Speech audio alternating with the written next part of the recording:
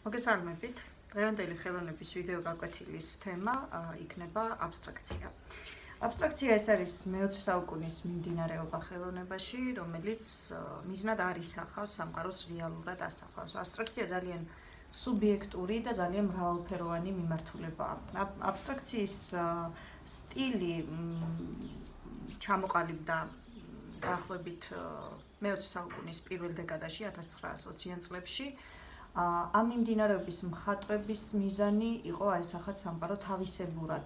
შესაძლებელი იყო ეს ყოფილიყო მარტივი გეომეტრიული ფიგურებით ან უბრალოდ ლაქებით. აბსტრაქციას მეორენაირად უფორმო, ანუ უსაგნო ხელოვნებასაც უწოდებენ.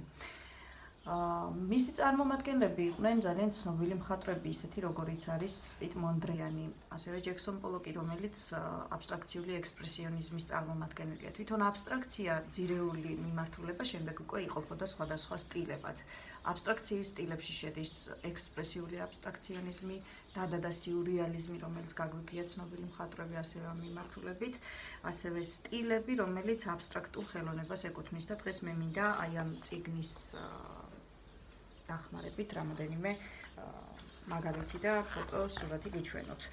ეს გახლავთ აბსტრაქციული სტილებიდან ერთ-ერთი, რომელსაც სუპრემატიზმი ეწოდება. ეს არის უმაღლესი სიმარტივის ფორმა ხელოვნებაში, როდესაც მხატვრები მაქსიმალურად გამარტივებული ფორმებით ცდილობენ გამოხატონ თავიანთი სათქმელი. მაგალითად მონდრიანს სჯეროდა, რომ მაქსიმალურად გამარტივებული ფორმებით შექმნილ მის ნამუშევრებში მინდებოდა სილამაზის ძირეული ფორმები და ისინი სამყაროს არა რეალისტურად ან რაიმე კონკრეტული საგნის მეშვეობით ასახავდნენ, არამედ მათივე დანახული მარტივი ხაზებით, ლაქებით, ფიგურებით, გეომეტრიული, არაგეომეტრიული ფიგურებით და უსაგნოთ, ასე რომ ვთქვათ. ერთ-ერთი ექსპრესიონიზმი აბსტრაქციული, რომელიც არის ეს გახლავთ მარკ როტკო. ეს გახლავთ მისი ნამუშევარი, ეს არის 1964 წელს შექმნილი. ესეც არის ძალიან საინტერესო მხატვარი, რომელიც მკვეთრ და ჟღერად ფერებს ერთმანეთში ძალიან საინტერესოდ ურევს, ავლენს მის ემოციას და სათქმელს. ასევე დღეს მინდა ვისაუბროთ ჯექსონ პოლოკზე, რომელსაც ხედავთ ფოტოში, ეს არის მუშაობის პროცესში. მე ხელმძღვანელობ კიდევ ერთხელ შეგახსენებთ ხელოვნების მოსწავლის ენციკლოპედიით, რომელშიც ძალიან საინტერესოდ არის ნამუშევრებიც და სტილების აღწერილი. ჯექსონ პოლოკი გახლავთ მე-20 საუკუნის ამერიკელი მხატვარი, რომელიც ძალიან პოპულარული გახდა და მისი ნამუშევრები დღესაც ძალიან აქტუალურად ასე ვთქვათ, არსებობს თანამედროვე ხელოვნების ისტორიაში. მისი ნამუშევარი ერთ-ერთი ძალიან ცნობილი, ძალიან დიდი ზომის ტილო, იმასაც გეტყვით, რომ პოლოკი თვითონ არ მუშაობდა ტილოზე, მოლბერტზე დამაგრებით, ტილოზე მუშაობდა ის ოღონდ აფენდარმას იატაკზე და ფიქრობდა, რომ მისი ყველა კუთხე მისთვის უფრო ხელმისაწვდომი და საინტერესო იყო პროცესში, ვიდრე უბრალოდ მოლბერტზე დამაგრებული სამუშაო სივრცე. ორგანიზებული ქაოსი, აი ასე ეწოდება ამ ნამუშევარს. შეგიძლიათ ინტერნეტში ციხილოთ და სხვა მის ნამუშევრებსაც გადაავლოთ, თვალი ეს ძალიან საინტერესო იქნება. რეალურად 1950 წელს შექმნა ამერიკელმა აბსტრაქციონისტმა ჯექსონ პოლოკმა ეს ნამუშევარი და სახელად მას ნომერი 28 დაარქვა. მასზე, ვიდრე საბოლოო სახეს მიიღებდა ნამუშევარი, გარკვეული ფიგურები იყო ასახული, თუმცა იმდენად დაფარა და ნამუშევარი, როგორც ხედავთ, საღებავის ტუბებიდან გადმოსხმული პირდაპირ საღებავის შეფებით არის დაფარული მთლიანი ტილო და იმდენად დაიფარა საღებავით, რომ დღეს საბოლოო სახის რომ შევხედოთ, უკვე რთულია რაიმე ფიგურა გამოვარჩიოთ ამ ნამუშევრიდან. ერთ-ერთი ნათელი მაგალითია ეს იმის, თუ როგორი შეიძლება იყოს აბსტრაქცია. ეს არის ძალიან, კიდევ ერთხელ ამბობ, მრავალფეროვანი, ძალიან საინტერესო მიმართულება და მეც დღეს თქვენთან ერთად შევეცდები ვიმუშაოთ რაიმე აბსტრაქტულ თემაზე. რომ გითხრათ, რომ წინასწარ რაიმე დავგეგმე არა, მაგრამ ავიღოთ მასალები, თან გიჩვენებთ რა მასალები იქნება, რა რესურსებს გამოვიყენებთ დღეს და ერთად შევქმნათ რაიმე საინტერესო. მინდა გიჩვენოთ რა მასალები იქნება გამოყენებული. ეს გახლავთ ჩვეულებრივი გუაშის საღებავები, აი ასეთი სახის და შევეცდები გიჩვენოთ. გამოვიყენებთ გუაშის საღებავებს, ეტაპობრივად თან ფენების მიხედვით აგიხსნით მუშაობის პროცესში და როგორ არის საჭირო. პირველ ფენას, რომელსაც მე დავფარავ, ეს იქნება აკვარელის სტილში, ანუ ძალიან ბევრ წყალში გაზავებულ ღია ფერის რაიმე ტონს გამოვიყენებ. გადავწყვიტე, რომ ჩვენი თემა იყოს დღეს თევზები. თევზებს გარკვეული აბსტრაქტული მიმართულებით გავაკეთებთ დღეს და დავხატავთ და გამოვსახავთ. ეს არ იქნება ჩვენი ჩვეული ფორმა, როდესაც რეალისტური იქნება. ნახატი ამ ეტაპზე რომ ვთქვათ, იქნება ნახევრად რეალისტური და ნახევრად აბსტრაქტული.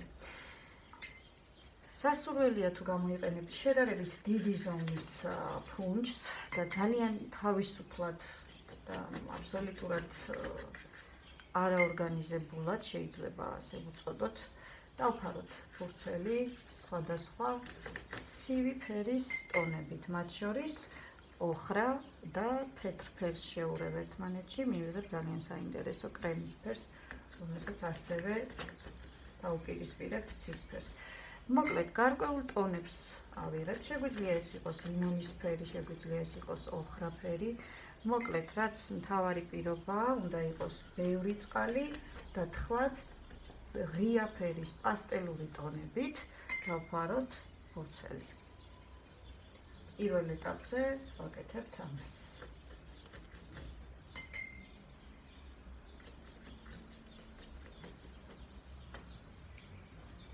როგორც ხედავთ, ვიყენებთ ძალიან ბევრ წყალს, ანუ აკვარელის ტექნიკით დავფარავთ პირველ ეტაპს შედარებით მეტი წყლით. აბსოლუტურად დაუგეგმავად და წმინდა ემოციური პროცესი გახლავთ ეს პრინციპში და არა რაღაც კონკრეტული ჩარჩოები და გავალება.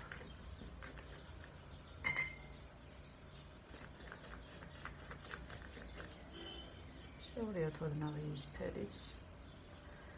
თუ ცოტა უფრო მუქ ტონს გადაწყვეტთ, რომ შევრიოთ ნამუშევარს, უმჯობესია თუ მუქ ფერს ნამუშევრის და ფორმატის ქვედა ნაწილში გამოიყენებთ, რათა კომპოზიციურად დამძიმდეს და შეიკრას ნამუშევარი.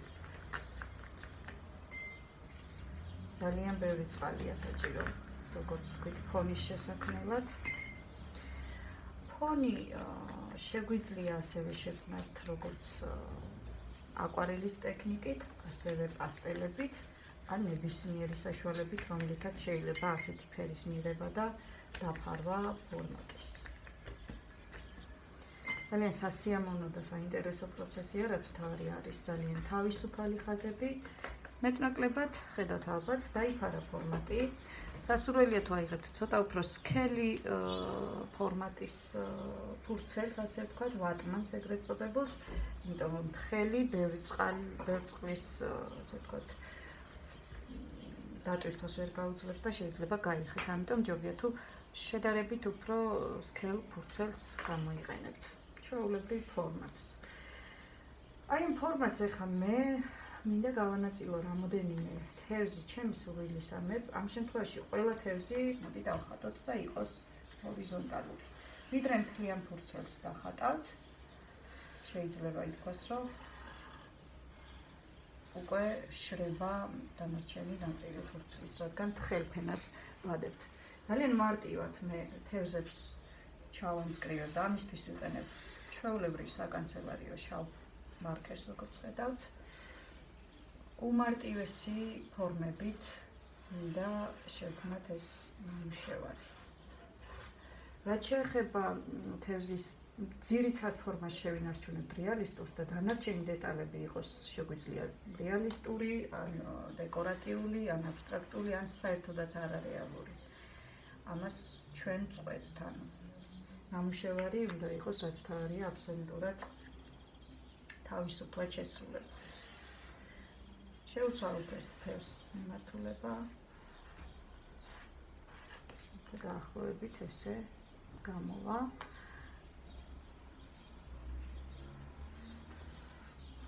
პატარა თევზიც ჩავსვათ.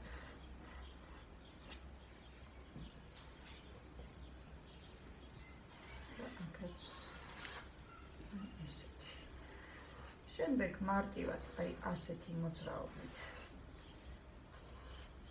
გამოფობთ თევზის თვალის, ანუ თავის არის, ტანის არისგან, გავკეთებთ ყველას თვალებს. თევზების ნაცვლად შეგიძლიათ, რა თქმა უნდა, აიღოთ ნებისმიერი ფიგურა, ყვავილები, ლარნაკი, ნატურმორტის თემა, აბსტრაქციის თემა, მაგალითად სახლების სხვადასხვა ნაირი, ასე ვთქვათ, მას არ აქვს გადამწყვეტი მნიშვნელობა, ყველაფერი თქვენს გემოვნებაზეა დამოკიდებული. რაც შეეხება ხაზებს, რომელსაც მე ახლა ვაკეთებ, პირველ თევზს გავკეთოთ, ვთქვათ, რაღაცა რეალისტური ფარფლების ფორმა. და შემდეგ ესეც შევცვალოთ. ნახატი გამოვა დაახლოებით აბსტრაქტული და დეკორატიული ხასიათის. ზოგიერთ ნაწილს პირდაპირ შავადაც დავფარავ. შემდეგ თევზს გავკეთოთ სხვა სახის ორნამენტი. ეს გახლავთ თან გრაფიკული და თან აბსტრაქტული. ჩვენთან მართალია არის კონკრეტული ფორმები, მაგრამ ნახატი მაინც არის უფრო ფანტაზიით შესრულებული, ვიდრე რეალისტური.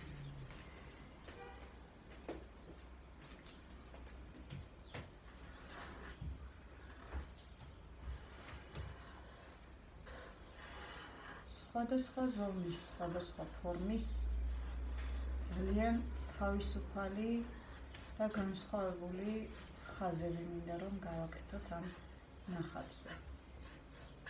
რატომ ვაკეთებთ ამ ფიგურებს და ამ სახით, ამასაც რა თქმა უნდა აგიხსნით.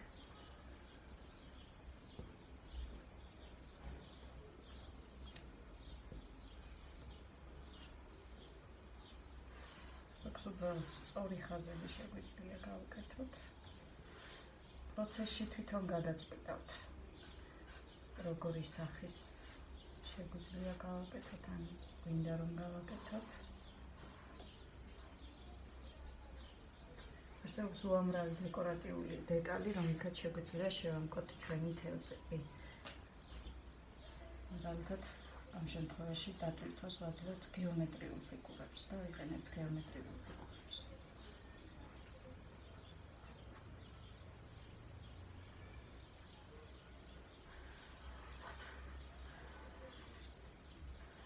მანდალას ტიპის ფორმები და ორნამენტები ასევე შეგვიძლია გამოვიყენოთ.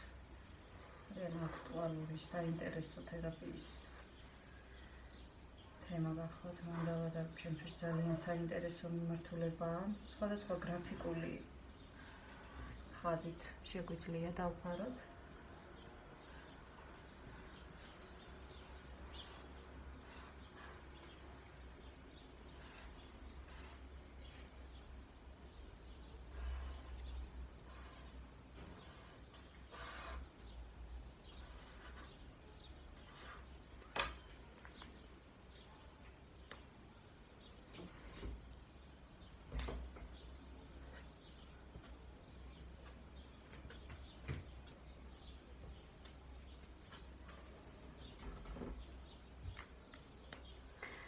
რაც ყველაზე საინტერესოა, დარჩენილ დეტალებს, რომელსაც ხედავთ, საპირისპიროდ ძალიან მკვეთრი ფერებით დავფარათ და აი ამ ღია პასტელურ ტონებს დაუპირისპირდებით ძალიან მკვეთრი ფერებით.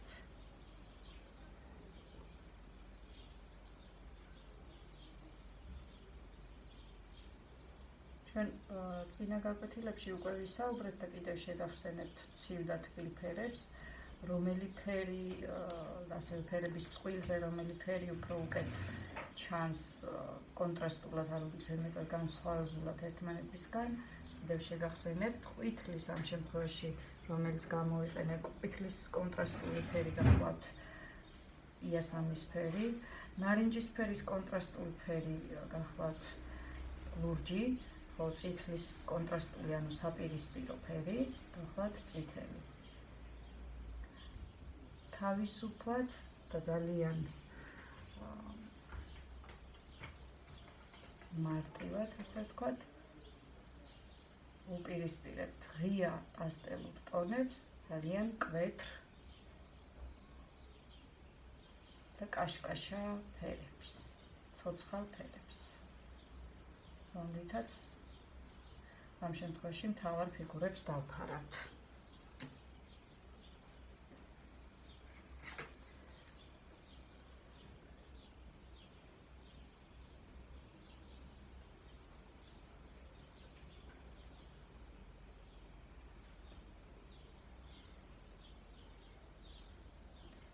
მარკერის ნაცვლად ნახატის აგების პროცესში შეგიძლიათ გამოიყენოთ ფანქარი. ამ შემთხვევაში მე უბრალოდ ძალიან მარტივად გავანაწილე ჩემს ფორმატზე თევზები და არ მჭირდებოდა რაიმე კონკრეტული განსაზღვრება და განაწილება კომპოზიციური, როგორც თქვით, აბსტრაქცია კონკრეტულ ფორმებსა და რეალისტურა სახვას არის სახავს მიზნად, ასე ვთქვათ.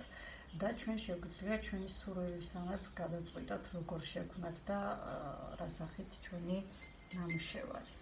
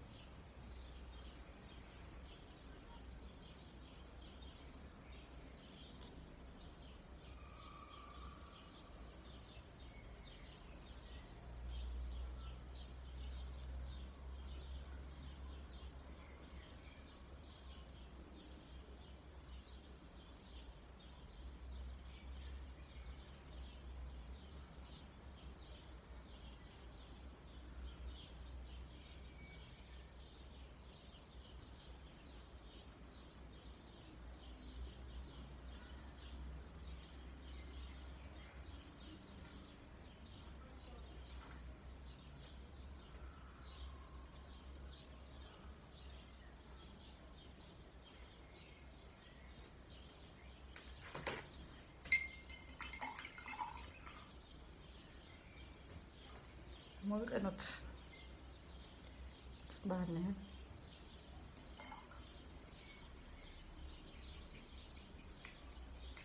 თეთრშიარეული,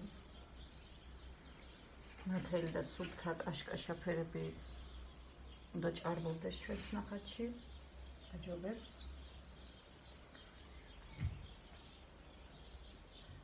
დაუპირისპიროთ, როგორც თქვით, წითელს, რომელიც საპირისპირო ფერიც სწორედ მწვანეა და ერთმანეთის გვერდით ეს ფერები უფრო მკვეთრი და საინტერესო ჩანს, უფრო მკვეთრად გამოიყურება. უფრო ძლიერი ინტენსივობა გააჩნია ორივე ფერს, როდესაც ერთმანეთის გვერდით ვიყენებთ. ძალიან მნიშვნელოვანია ნებისმიერი სტილის ხატვის დროს ფერთა გამა, ანუ პალიტრა, რომელი ფერსაც ვიყენებთ ნამუშევრის შექმნისას. ძალიან დიდი მნიშვნელობა აქვს, როგორ რა სახით გამოვიყენებთ საღებავს.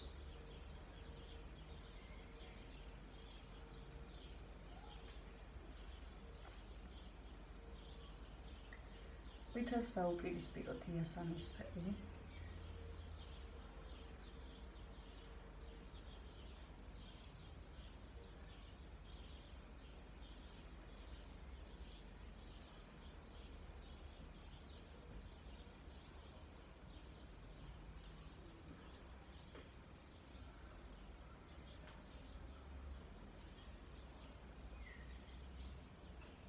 აბსტრაქცია იმითაც არის საინტერესო, რომ ყველა ადამიანის სილამაზეს თავისებურად აღიქვავს და ზოგიერთი ხელოვანისთვის არ არის თავარი მიზანი გამოხატოს თევზი ისეთი, როგორიც რეალურად არის. არამედ თევზში დაინახოს ის სახე, ის სილამაზე, რომელიც მისთვის არის საინტერესო და აღქმადი. სწორედ ამას ვაკეთებთ რეალურად ჩვენს და ხელოვნება ამითიც გახლავთ ძალიან საინტერესო, რომ არ არსებობს კონკრეტული რაიმე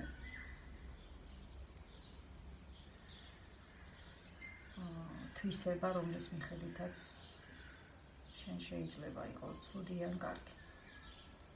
მაგრამ უნდა იყოს ხელოვანი და უნდა იყოს საინტერესო შენი შემოქმედება. ამისთვის რაც მთავარია თავისუფლები და შეგვიძლია გამოვიყენოთ ნებისმიერი რესურსი.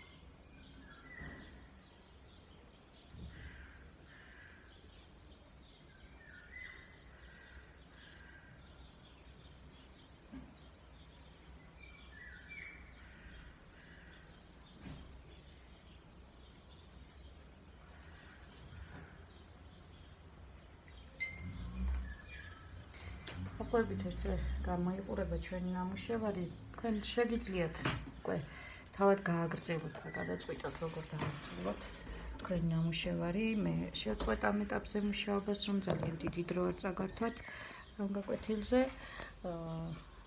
ვფიქრობ, უკვე გასაგებია და მიმართულებაც და ტექნიკაც მეტნაკლებად ყველასთვის საინტერესო და გასაგებად ახსნილია. დაგემშვიდობებით და გისურვებთ წარმატებას.